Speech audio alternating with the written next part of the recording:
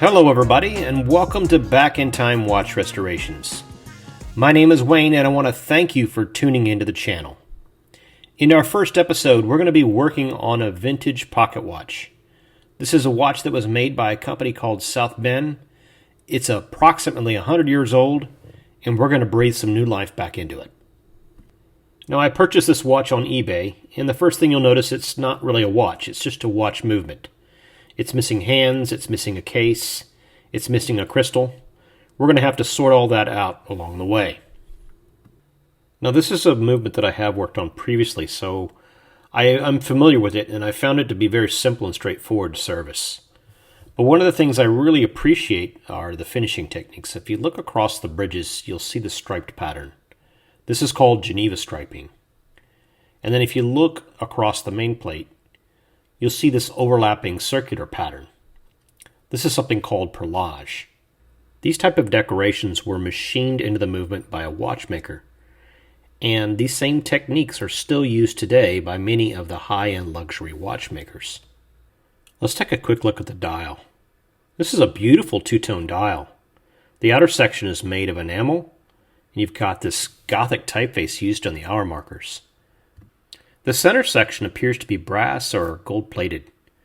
I'm not sure if that's guilloche, but it's got a pattern's been machined into it. Some beautiful craftsmanship. Alright, I'm going to place this into my trusty movement holder. And we're going to go ahead and pull the dial off because it looks like it's about ready to fall off anyways. But before I pull the dial off, I'm going to loosen 3 screws on the side of the movement. These are called the dial screws, and they press against feet on the dial, which secure the dial to the movement. And I'm going to do this because I don't want to bend any of those feet when I pull the dial off. So we'll make sure that these are properly loosened. Once we get this third one loosened, we should be able to pull this off.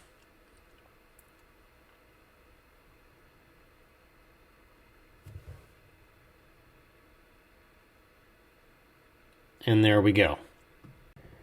With the dial removed, I can go ahead and pull the hour wheel off, and it looks like we've got some parts missing.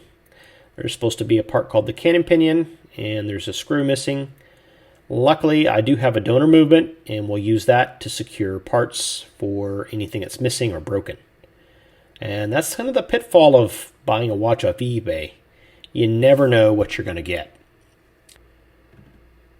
Alright, so I'm going to put a little bit of wind into the mainspring.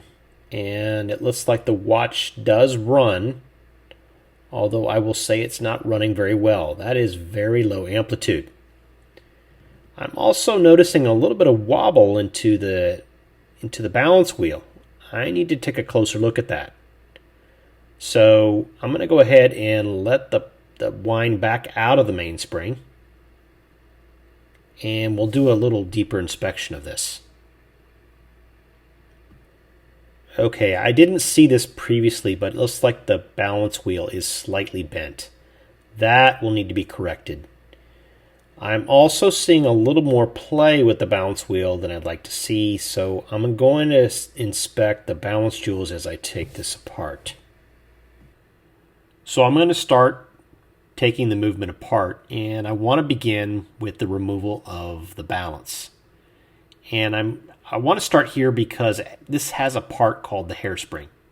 And as the name might imply, the hairspring is very small, very delicate, and very easy to damage. So it's considered best practice to remove this first and set it aside for safekeeping. Now, since this is our first episode, I want to tell you all a little bit about myself. I am a hobbyist and I am a watch enthusiast. I got into this hobby a few years ago. It's something that I have become quite passionate about, and I'm hoping through these videos that I can share that passion with all of you, and we can have a little fun along the way. Now, as a hobbyist, obviously I am not a professional watchmaker. I don't have any formal training, so you may see some mistakes made here. That's okay. I am still learning. So everything that you're seeing here, I've learned by watching other watchmakers on YouTube. I also took an online training class, and this is a class that I highly recommend to anyone that's looking to get into this hobby. But for those of you that are interested, I will include some links down to the notes, to the training class, and to some of my favorite channels on YouTube for watchmaking. So while I'm working here, I want to talk a little bit about the company that made this watch. So South Bend was an American company, and they were based in South Bend, Indiana. Now, they were one of the smaller watch companies during the pocket watch era. In fact, if you look at the overall production of watches during the time that they were in business, they probably had about 1% of the market. However, during the time they were in business, South Bend produced close to 1 million watches, and I think they have a pretty interesting story to tell. So the company started just after the turn of the century, when a man by the name of Clement Studebaker and a group of investors purchased a struggling watch company based in Ohio. That watch company was called the Columbus Watch Company. So they continued to make watches in Ohio for a period of time, but over a few years they built a state-of-the-art factory in South Bend, Indiana, and they relocated the base of operations there. After the company moved, they changed the name of the company to South Bend. Now, if you're a history buff for classic American automobiles, the name Studebaker probably sounds very familiar to you.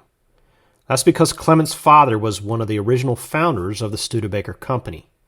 And they started off by making horse carriages, but they became famous for making automobiles. And they manufactured automobiles from the early 1900s up until the 1960s. Now, the Studebaker name and the brand was very well respected and generally associated with high quality. Now, this is something that the South Bend management was well aware of, and it's something that they would eventually try to capitalize on. Now, by all accounts, the company was considered a success. They had built a state-of-the-art factory in South Bend, they employed 300 people, and they were able to produce 60,000 watches a year for nearly 3 decades. Unfortunately, the company ran into troubles during the 1920s. During this period, the company started selling Studebaker branded watches. Now, I just happened to be working on one of these Studebaker branded watches. Now, these were physically identical to the South Bend with a couple of differences. The first is these watches were not sold through retailers. The Studebaker watches were offered directly to customers through mail order. The other difference is the Studebaker watches were sold on credit. In fact, if you look at some of the advertisements for these watches, you'll see that they were offered for just $1 down. Now, one of the things that's interesting to think about here is there were no computers during this period of time. So the company was keeping track of thousands of customers who were making payments on watches using ledgers. And that had to have been an administrative nightmare. So to make matters worse, the stock market crashed in October of 1929. And this signaled the start of the Great Depression. Now, South Bend found themselves in a pretty bad situation, having too many customers that had lost their jobs and just couldn't pay off their accounts. Unfortunately, this spelled the end for South Bend, and the factory was closed the very next month in November of 1929.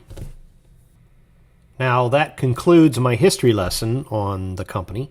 However, if this is something that you find interesting, I'm going to include some links down in the notes below where you can learn more about the company history. Okay, so we're going to switch back over to the movement here. And I flipped the movement over to the dial side, and I'm going to continue the disassembly by removing the keyless works and the motion works. So the function of the keyless works is to give the ability to set and to wind the watch using the crown. If you've ever used a mechanical watch, you know when you pull the crown out and turn it, you set the time on the watch. When you push the crown in and turn it, you're winding the mainspring of the watch and giving it power.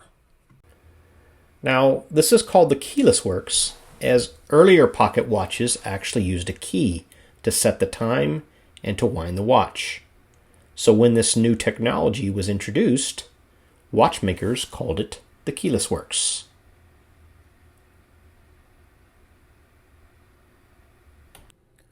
Alright, so I just removed the setting lever spring, and now I'm going to be removing the yoke. The yoke is held in by a single screw on this movement, and I have to say, this is one of the things that I really enjoy about this watch. On many watch movements, there's a separate part called the yoke spring that presses up against the yoke, and it's very common for that part to fly off if you're not careful, making it very difficult to find the part. But you can see here that there is no yoke spring. It's integrated into the yoke itself, and that's something that I truly appreciate. Now that's just one example of why this is such an easy watch movement to work on. Alright, moving on, I need to remove these intermediate wheels and the minute wheel, but there's a plate that I need to remove to get to them. So I'm going to remove this screw.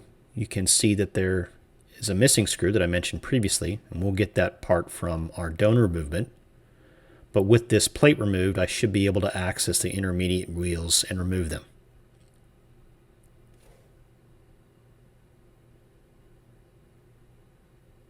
Alright, that came off.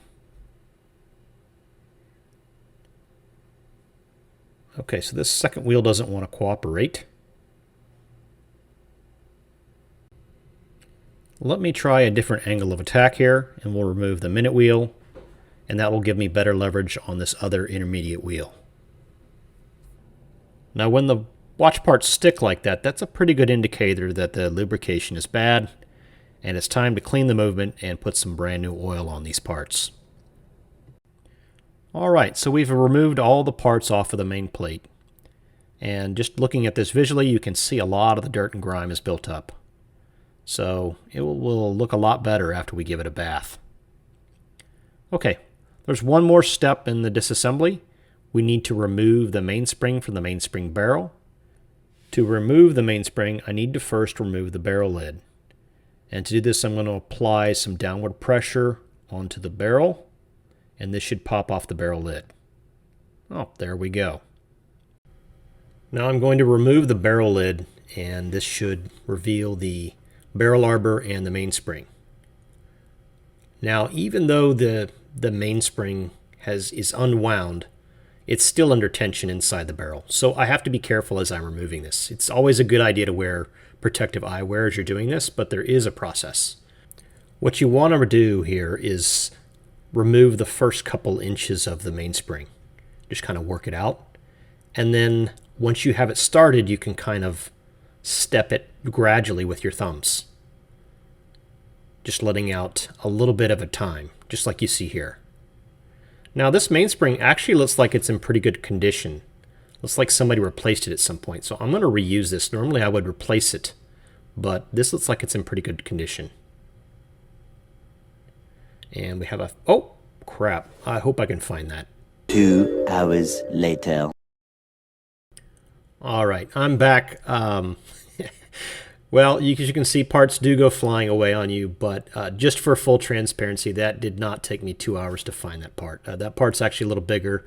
It really only took me about 5 to 10 minutes to locate it. It was sitting on a bookshelf, but that's just proof that these parts will fly away if you're not careful, and I wasn't careful enough there.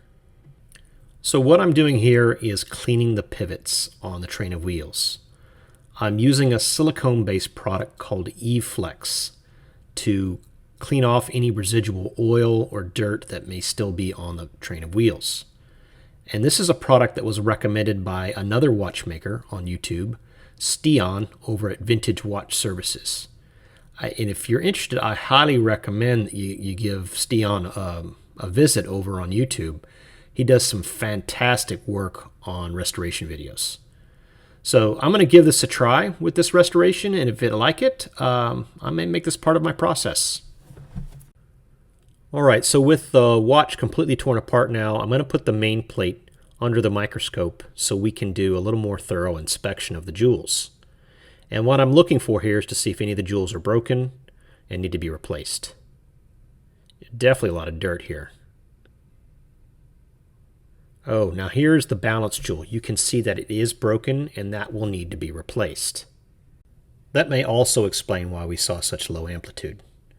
Oh wow, look at the gashes on that cap jewel. I'm going to see if I can replace that. That also makes me wonder who exactly worked on this watch previously. Not quite sure, but I do have a few suspects in mind.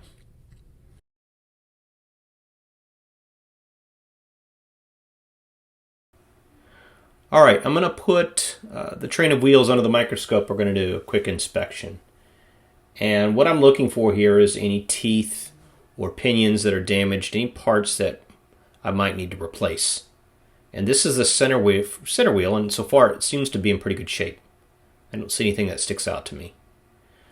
Okay, this is the fourth wheel, and it also looks to be in pretty good shape.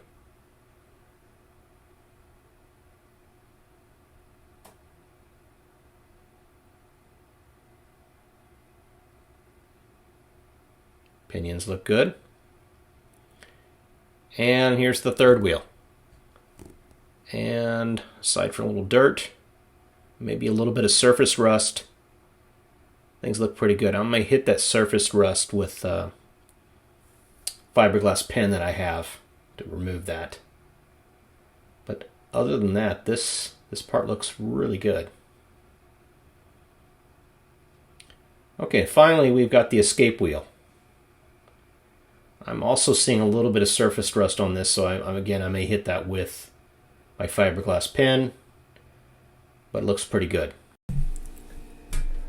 Alright, so this is one of my favorite steps in the process, and that is washing the parts. And what I'm doing here is I'm taking the individual parts and I'm putting them into baskets. And these baskets will fit into a larger basket, and then I will place all the parts into a cleaning solution, which will remove all the dirt and grime that we saw under the microscope. Now what I'm doing here is I'm reattaching the balance to the main plate. If you recall earlier in the video, we were talking about how delicate the hairspring is. So we want to make sure that we protect that during the washing process, and this is the best way to do it. So once we have this reattached, we can put the main plate into the basket with the other parts and put this into the cleaning machine.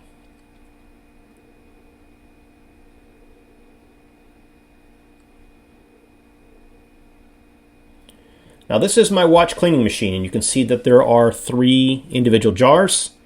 The first jar with the brown solution is a solvent, and this removes the dirt and grime and the oil off of the movement. And then the other 2 jars are filled with a rinsing solution. And I will run the parts through each jar for about 5 minutes. And then I'll put it in that last container, which has a dryer in it, heating element, and it dries off the parts. I picked up this watch cleaning machine a couple years ago, and man, it really has made life a lot easier for this hobby. Alright, with the parts clean, it's time for our obligatory parts shot. With the parts neatly laid out on my bench, it's time to put this watch back together.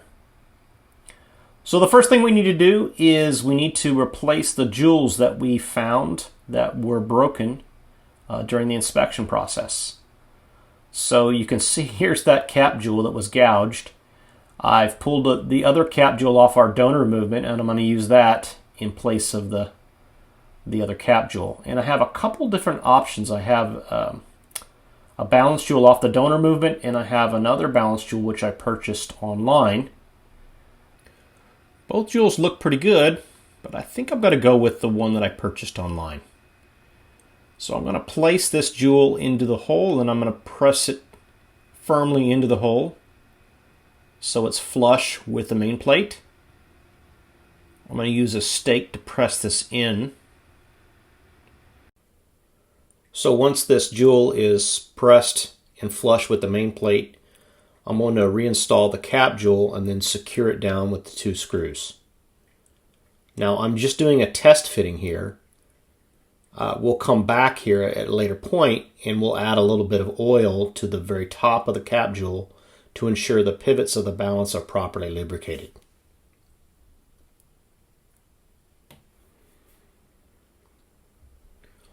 Okay, with this final screw installed now, we can turn our attentions to the upper balance jewel. And to inspect this, I need to turn the balance cock over and remove the balance. And this is held in place by a small pin at the end of the balance spring. And to loosen this, I just need to turn this screw a couple times, and then I should be able to push the pin out.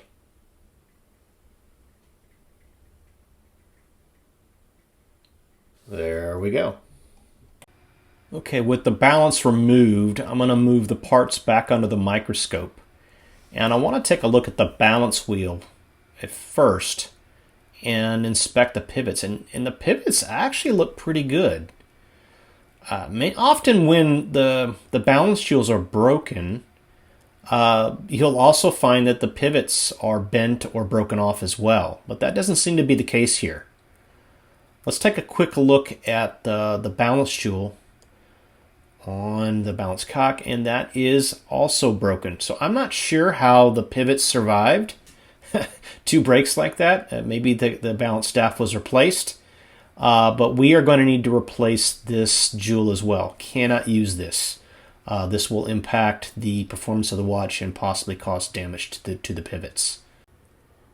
All right, which means I'm going to need to remove this balance jewel out of the balance cock. And to do this, I'm going to place it on top of my bench block and press the jewel out with a stake. Now, this can be a little tricky. I don't want to press too hard, but sometimes you have to use a little more force to get these to move. And you can see here that the cap jewel has come out, but the balance jewel is still in the hole. There's the cap jewel. And with the cap jewel removed, I should be able to easily push out the balance jewel with my tweezers. Okay, so I have a brand new balance jewel. And we need to install this into the balance cock. So I'm going to put this back under the microscope so we can see what we're doing here. It can be a little tricky. These parts are really small. And I'm going to use my stake to press the balance jewel all the way to the bottom. Now with that done, we can place the capstone back on top of the balance jewel. Now I'm going to go ahead and fit this in without oiling the capstone, but we'll need to come back later and remove this and add a little bit of oil to the top of the capstone to make sure that the top pivot of the balance is properly oiled. But I'm just going to test fit this first before we do any oiling.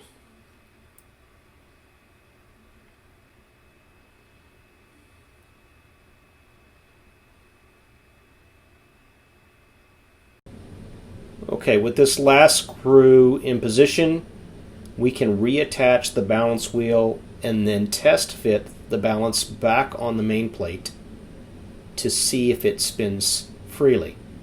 So I'm going to blow a little bit of air onto the balance wheel to get it spinning. And you can see here that it's definitely spinning freely. This is what we want to see. But I'm going to move the main plate into several different positions to ensure that the balance continues to spin freely. Because the pocket watch will be held in different positions, and that the balance needs to continue to swing freely in those positions. Now while I'm here, I do want to inspect the position of the impulse jewel in relation to the two banking pins. And this actually looks pretty good. The impulse jewel is centered in the center of the two banking pins. And this is good because this can impact the performance of the watch. Alright, we're going to set that aside, and I'm going to reinstall the mainspring into the barrel. Before I put it back into the barrel, I'm going to apply a light coating of oil onto the mainspring. This is kind of a messy process. So what I'm going to do here is I'm going to take some lint-free watchmaker's paper, and I'm going to wipe the mainspring. And what this does is it removes excess oil. It also helps distribute some of the excess oil more evenly across the mainspring. I definitely don't want to put too much oil on this. This also helps me get oil into the smaller parts of the spring as well. Okay, with that done, I can wind the mainspring back up. I'm using a special tool here for winding mainsprings. These tools are quite handy and they make life much easier.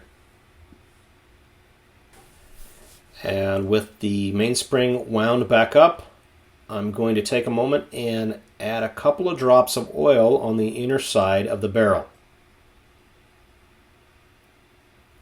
And now I can place the mainspring back into the barrel.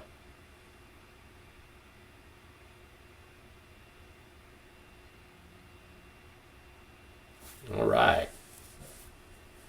That's a fun tool to use.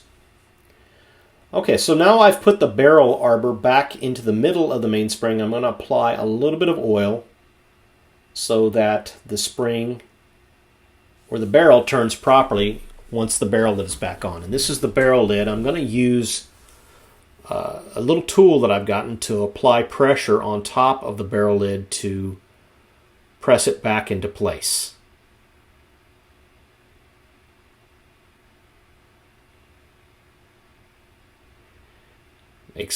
The tools make life so much easier. Now, some of you may have asked yourself what exactly I'm wearing on my fingers. I can already hear some of my friends and what they're saying. First, I'd tell them, first, get your head out of the gutter. These are called finger cots, and they serve a couple purposes. The first purpose they serve is to keep me from transferring dirt and oil back onto the movement.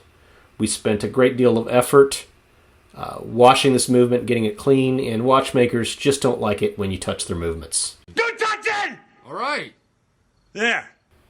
Thank you for that reminder, Dale. The other purpose that the finger cots serve is to choke all the circulation off from your fingers. They also do a pretty good job of showing everyone just how fat your fingers are. So I've got the mainspring barrel installed and secured with the barrel bridge. And I'm turning my attention back to the train of wheels. And the train of wheels is kind of like the transmission on a car. The job of the train of wheels is to take the power from the mainspring barrel and the spring inside of it and transfer it to the balance wheel. So there are 4 wheels in the train, actually 5 if you consider the mainspring barrel. And each of them has a name. The silver one with that looks like it has feet on it is the escape wheel. And then we have the 4th wheel, which contacts the escape wheel. We have the 3rd wheel. And then the wheel I'm installing now is the 2nd wheel, also called the center wheel. And it makes contact directly with the mainspring barrel. Now, with the train of wheels installed and positioned correctly, I can begin to install the bridges. And the bridge that I'm installing here holds the escape wheel and the 4th wheel. And when the pivots are aligned with the jewels, these wheels can spin freely. Alright, I finally got that bridge installed, and now I can move on to the center wheel bridge.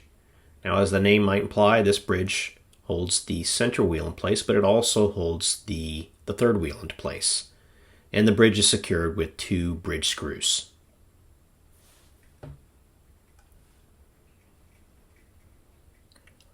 Okay, with the center wheel installed and secured, we can test out the train to make sure that the wheels are spinning freely. And all signs are positive here.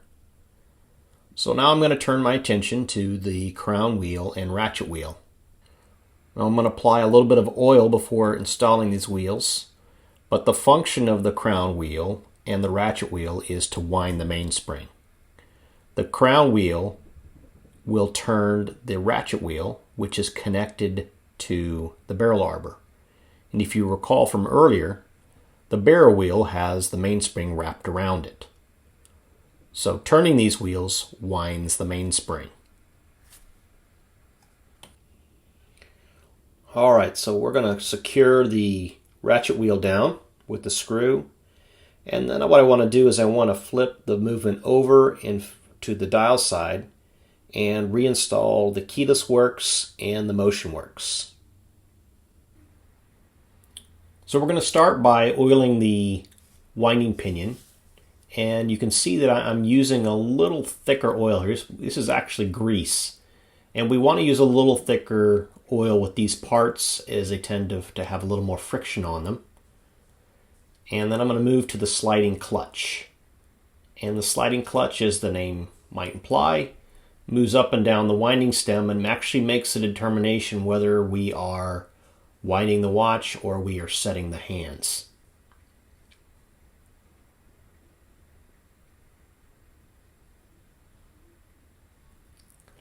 I'm going to apply a little more oil in here.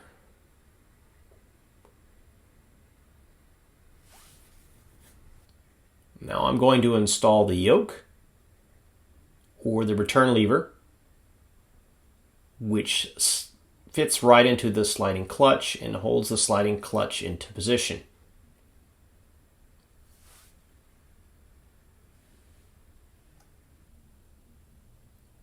I'm going to secure the yoke down with the single screw. And as I mentioned earlier in the video, the one thing I really like about this movement is just the simplicity of this part of the watch. This part in particular, the setting lever spring, is something that is, on most watches, is something that is very tiny and something that will very easily fly away. And the way this is designed, it's just so easy to work on.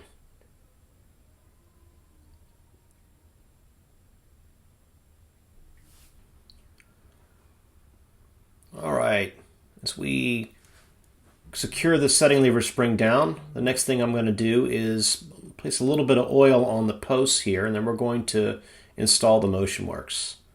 It's a pair of intermediate wheels, and then the minute wheel are responsible for setting the hands on the watch. And you can see that these parts are moving much better now that these posts have been cleaned and lubricated properly.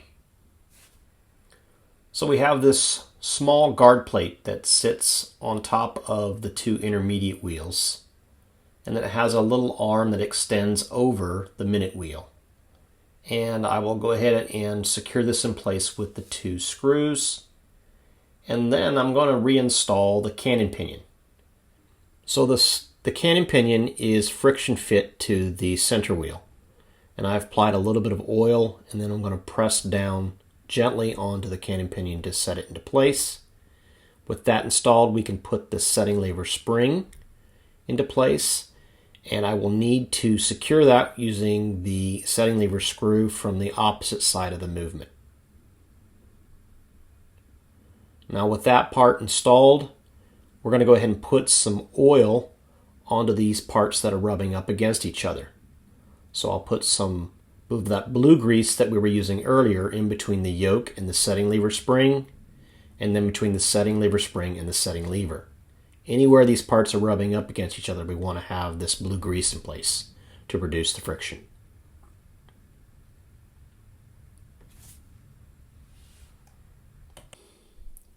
So with the keyless works reassembled, I want to give it a quick test to make sure it's functioning properly. And to do this, I'm going to reinstall the stem and the crown and secure it with the setting lever screw. And then I should be able to turn the movement over and pull the crown and see if this is functioning properly. That's exactly what you want to see right there. Okay, now that we've installed the keyless works and tested it, we're going to turn the movement over and we're going to install the pallet fork and the pallet fork bridge. But before I do that, I want to add a little bit of oil into the balance jewel, as I won't have a clear shot at this once the pallet fork is installed. So I've got this new tool that I purchased, this oiler, which adds a small drop into the pivot hole for the balance jewel. Makes life so much easier. And now I'm installing the pallet fork, And the pallet fork actually takes the power that's coming down the train of wheels to the escape wheel, and it transfers that to the balance wheel. The balance wheel swings back and forth. There's a small impulse pin at the bottom of the balance wheel, and it comes into contact with that pallet fork. And the pallet fork provides a little bit of impulse every time that it swings to the center position.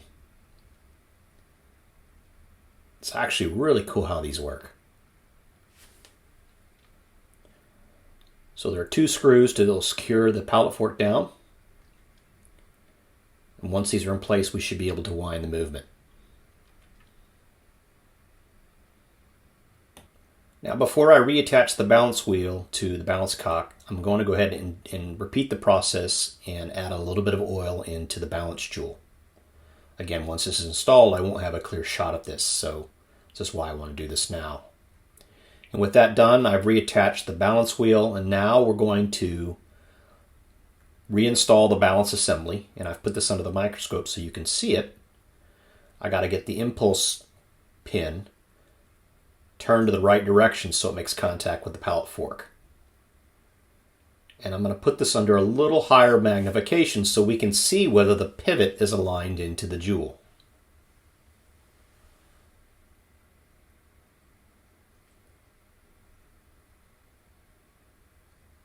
There, we can see the pivot inside the jewel. Okay, with everything in place, let's see if we can get the balance wheel started. This always feels like the doctor bringing out the paddles and trying to get the heart to start again. The balance wheel is truly the heart of the watch, and it's just a question of getting this balance cock secured, and let's see if the balance wheel will spin. And it looks like it will spin. We do have a little bit of wind into the mainspring, and this is what you want to see here. So let's get this balance cock screwed down and see if the watch will run.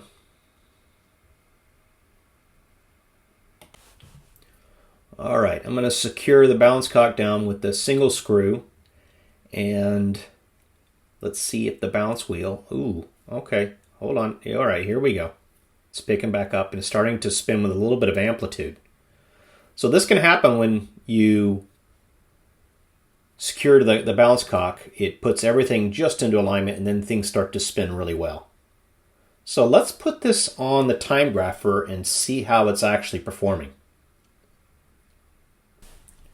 All right, so I'm going to install this on my Timegrapher, which is really just a sophisticated microphone that listens for the ticks and the tocks of the escapement to determine how the watch is performing. Oh, wow. So I'm losing a significant amount of time here. So over 700 seconds per day.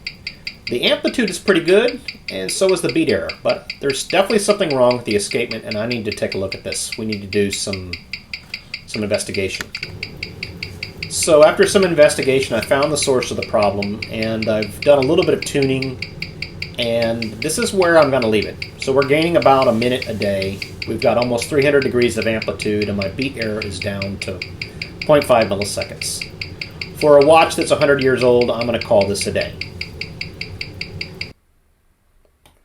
All right, now that we have the movement running again, we're going to go ahead and put the dial back on. But before we do, we need to install the hour wheel and the dial washer. And then we should be able to reinstall the dial. And we can put the hands on after that.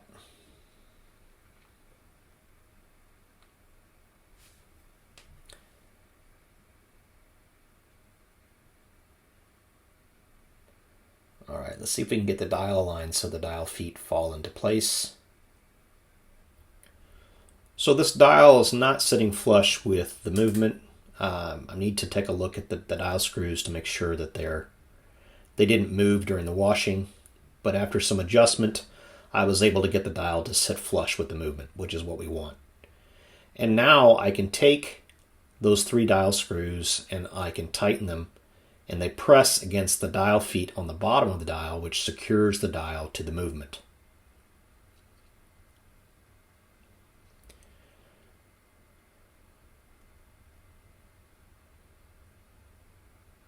And there we go.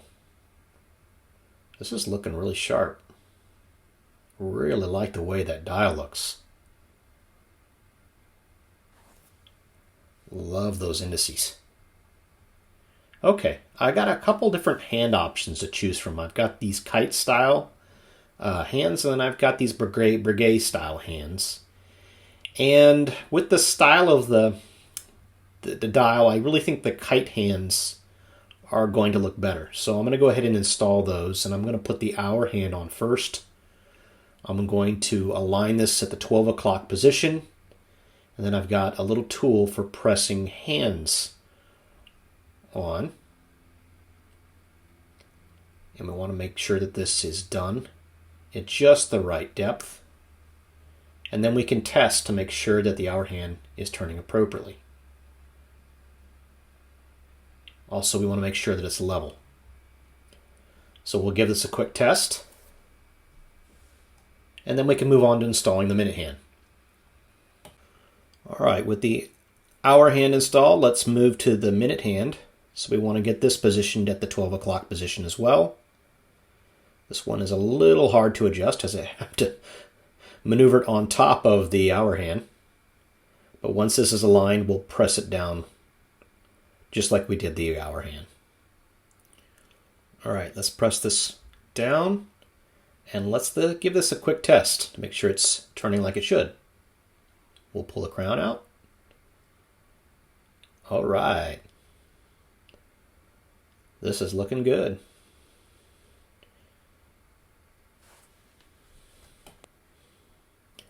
So we want to make one complete rotation with the hour hand to make sure that the minute hand does not come into contact at any point in time during the day. And that is exactly what you want to see.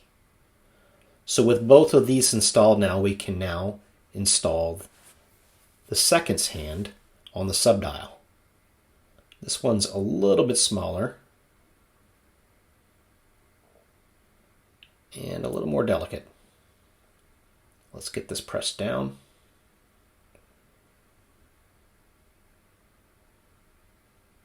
And there we go. Looking good. Okay, now we can turn our attention to casing the movement. And if you recall at the beginning of the video, this watch did not come with a case. But I do have 3 different cases that will work with this movement. One is a stainless steel case, and 2 of them are gold plated. Now I don't think the stainless steel case is going to work with the coloring of the dials, so I'm going to use one of the gold plated cases. And unfortunately these are not in the best of shape, but they're going to have to do. So these cases are not very clean, and we're going to wash them up before we put the movement back in them. But before I put these to the ultrasound and clean them up, I want to take a little bit of pegwood and see if I can remove some of the dirt and grime. I've sped this up so you don't have to watch this in real time, but I have to admit, I do find this process somewhat therapeutic. There's just something about taking the dirt and grime out of the little crevices that I find relaxing. I'm not sure why. But look at the paper here. Look at all the dirt that we pulled off of that.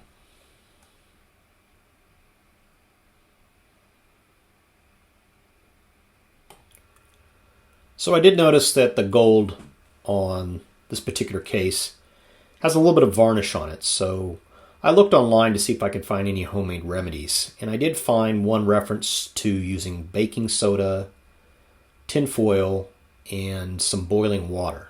So I've gone down to the kitchen to pull out some of these supplies, and we're going to give this a try. And we'll let these parts soak in the solution for a few minutes, and then we'll pull them out to see if they've done any magic on removing the varnish on this particular case. So I have to say, this actually did a pretty good job. I'm fairly impressed. We may have to remember this and give this a try down the road. Okay, after removing the varnish, I do want to go ahead and clean these parts in my ultrasonic. So I'll run this for about 10 minutes with some hot water and some cleaning solution. And we'll get this case as clean as possible.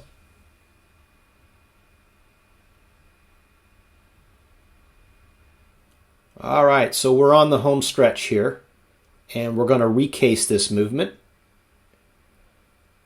I think the case turned out really well. Now there are some we'll see that there are some spots on this case where the gold has clearly worn away. And I would love to be in a place where I can replate the gold on a case like this, but I don't have that in my skill set yet. But we'll get there. I've been watching some videos online of people doing electroplating, and that's definitely something I'd like to pick up in the future. But you can see here with the movement installed to the watch, I'm adding the stem and the crown back on top. And with that in place, I can snap the bezel back into place. And with the bezel installed, I can turn the movement over and we can secure the movement into the case with case screws. So I have 2 case screws, and once we have these tightened down, we will secure the stem and crown, and then we can add the case back.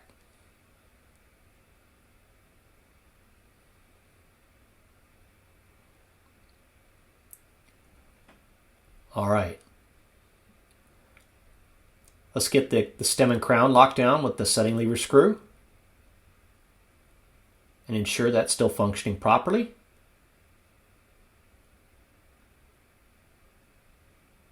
All right.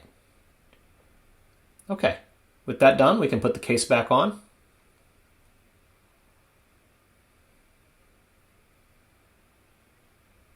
This is shaping up really nicely. I really like the way this watch looks.